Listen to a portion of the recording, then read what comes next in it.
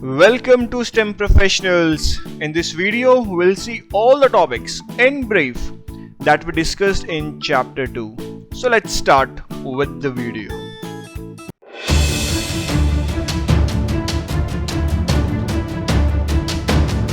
So first topic that we discussed was position, distance and displacement.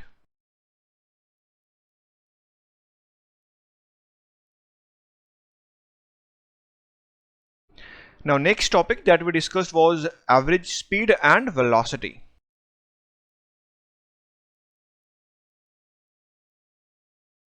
Next topic was instantaneous velocity.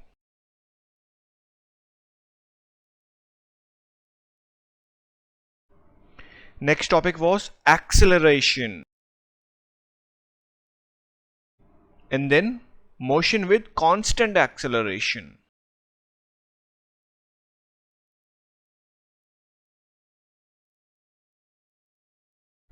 And finally, the topic was freely falling objects.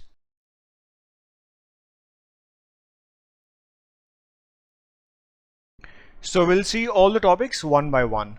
So position is the location of the body on the coordinate system, and distance is the total length of the trip from initial point to the final point, and it is always positive, and it's a scalar quantity. Now displacement is defined as the change in position that we write as delta x, xf minus xi, and it's a vector quantity. So average speed is distance over elapsed time.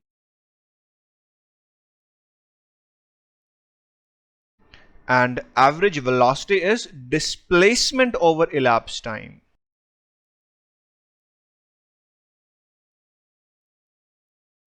You can calculate this average velocity by using the xt graph. This is the xt graph. Now suppose you need to find the average velocity for this time interval from t equals to 0 to t equals to 3. Now for that you need to join these 2 points with a straight line like this, and the slope of this line will tell you the average velocity for this time interval. Now instantaneous velocity is the velocity at a given instant of time, and mathematically we write that instantaneous velocity is limit delta t approaches to 0 delta x over delta t. Now you can also calculate instantaneous velocity using the xt graph. This is the xt graph. Now suppose you need to find the instantaneous velocity at this point where time t equals to 2 seconds. So for that you need to draw a tangent that passes through this point, something like that, and the slope of this line will be the instantaneous velocity. So average acceleration is defined as change in velocity over elapsed time, and instantaneous acceleration is the acceleration at the instant of time, and mathematically we write that instantaneous acceleration is limit delta t approaches to 0 delta v over delta t. Now you can also calculate the average acceleration and instantaneous acceleration by using the vt graph. So this is a velocity versus time graph. Now suppose you need to find the instantaneous acceleration at this point when time is t equals to 5. So for that you have to draw a tangent that passes through this point, something like that, and the slope of this line will tell you the instantaneous acceleration. Now average acceleration, so average acceleration is defined for an interval. So suppose you need to find the average acceleration for this time interval. This is t equals to 0 to t equals to 5 seconds. So for that you have to join these 2 points with a straight line, and the slope of this line will tell you the average acceleration.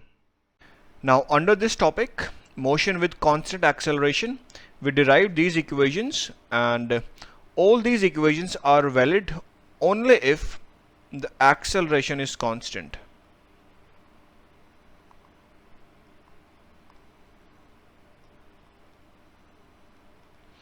Equation 1, equation 2, equation 3, equation 4, and finally the equation 5. And this was the last topic that we discussed in chapter 2, freely falling objects. Now it is the motion of objects falling freely under the influence of gravity, and an object in free fall move with a constant downward acceleration of magnitude 9.81 meter per second squared. So this is all with this video, and with this the chapter 2 is over. Now in the coming videos we'll discuss the questions that are given in chapter 2 of the book James S. Walker. Goodbye.